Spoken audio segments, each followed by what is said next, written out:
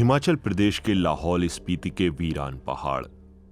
ये इलाका समुद्र तल से 4000 मीटर की ऊंचाई पर है और जाड़े में यहाँ का तापमान 0 से कई डिग्री नीचे चला जाता है। यहाँ हालात मुश्किल हैं और जलवायु परिवर्तन यहाँ जिंदगी को और कठिन बना रहा है। 2 साल पहले सितंबर में हुई भारी बर्फबारी ने फसलों का एक बड़ा हिस्सा चौपट कर दिया। 84 साल के प्रेमचंद किसान हैं। उनका कहना है कि यहाँ जिंदगी पहले बहुत अलग थी। पहले मौसम बड़ा सिस्टमेटिकली चलता था जी। कभी बर्फ अपने इन टाइम आता था, पानी की कोई दिक्कत नहीं होता था। हाँ जी, सिर्फ ये है कि हमको आना जाने का दिक्कत होते थे, एक गांव से दूसरे गांव जाना बड़ा मुश्किल। यहाँ के लोग हर साल सर्दियों में बाहरी दुनिया से 6 महीने के लिए कट जाते हैं। उस वक्त लोगों को उन्हीं चीजों से गुजारा करना पड़ता है जो गर्मियों में पैदा होती हैं।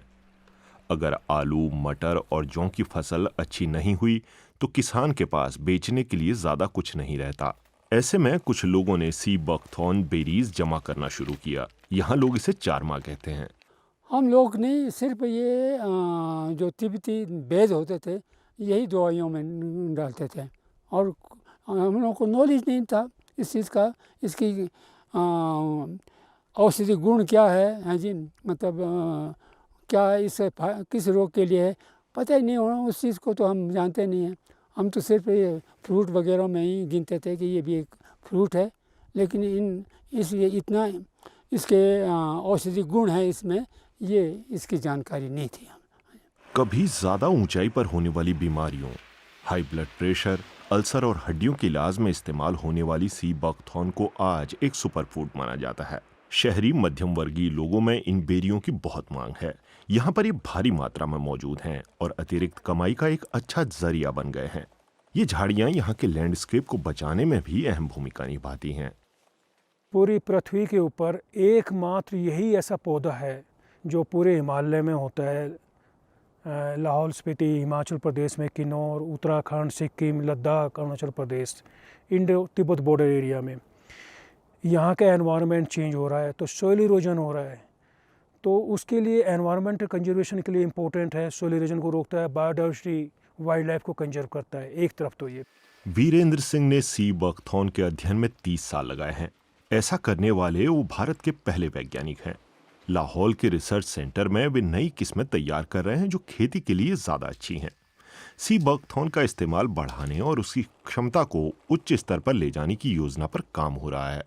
जो इसका फ्रूट है और लीव्स हैं उसमें बहुत तरह के विटामिन, जैसे vitamin C, vitamin A, vitamin K, इसमें अमीनो एसिड्स हैं, फैटी एसिड्स हैं, विशेष तरह के फैटी ओमेगा फैटी एसिड हैं, पॉलीफिनोल्स हैं। ऐसे कंपाउंड्स किसी प्लांट्स में सारे नहीं हैं जितने मैक्सिमम इसके अंदर हैं। और विटामिन सी बकथॉर्न में आंवले से 4 गुना अधिक है। भारत में हर साल 3000 टन सी बकथॉर्न बेचा जाता है। वैज्ञानिक मानते हैं कि अगले 5 सालों में ये मात्रा दोगुनी हो सकती है, लेकिन अभी इसकी आर्थिक क्षमता की सही पहचान नहीं हुई है। अमशू सीआर इसे अपने स्टार्टअप तपसू के साथ बदलना चाहती हैं। वीरेंद्र सिंह के साथ काम करके और सरकारी संस्थाओं की मदद से उन्होंने सी बकथॉर्न से बनने वाली चीजों की पूरी रेंज तैयार की है।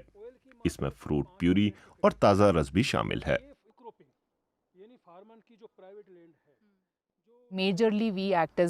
मोटे तौर पर हम एक मार्केटिंग एजेंसी की तरह काम करते हैं। हम अपने उत्पादों को बाजार में खास उद्योगों के पास लेकर जाते हैं जहां ये फिट हो सके।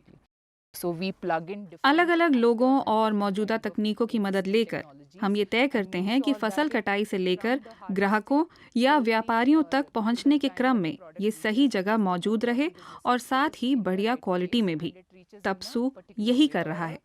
Enhanced quality way basically. So that is what Tapassu makes sure. ये स्टार्टअप किसानों और संस्थाओं के साथ काम करता है जिन्हें एफपीओ कहा जाता है। इनमें से एक का नेतृत्व 81 साल के पूर्व शिक्षक बीडी पारशीर करते हैं। वो बेरीज की मार्केटिंग में 150 छोटे किसानों और प्रोड्यूसरों के हित की चिंता करते हैं। किसानों ने तो सी बकथॉर्न के फायदों को बहुत पहले ही जान लिया था। और ये इसको तो कुछ करने को भी, मेहनत भी नहीं करने को है इसको, तो ये तो बैठे बिठाई देगा। अभी हम जो भी हमने किया था, हम तो कहते हैं लोगों को कि आपने इस पौधे से जो लाभ दिया उसके लिए आपने किया क्या? कुछ नहीं किया जी, ना निंदाई की है, ना पानी दिया है, ना खाद दिया है, परंतु ये पौधा तो दे रहा है और उसका इनकम का लाभ मिला। किसान पहले अपनी बेरी बिचौलियों को 20 रुपए प्रति किलो से भी कम कीमत पर बेचते थे। इतनी कम होने पर भी कीमतों की गारंटी नहीं थी। अब एफपीओ के जरिए बेचने पर उन्हें पैदावार की 4 गुना कीमत मिलती है। ऐसे में हर किसान को मौसम में अतिरिक्त 40,000 रुपए की कमाई हो रही है। ये उनकी दूसरी फसलों से होने वाली कमाई से अलग है।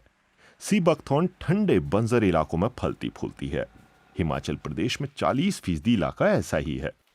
ये झाड़ियां रूखे मौसम के साथ ही -43 डिग्री के तापमान पर भी जिंदा रह सकती हैं। इसमें किसानों की कमाई की आधारशिला बनने की क्षमता है और इकोसिस्टम के लिए तो ये अच्छा है ही।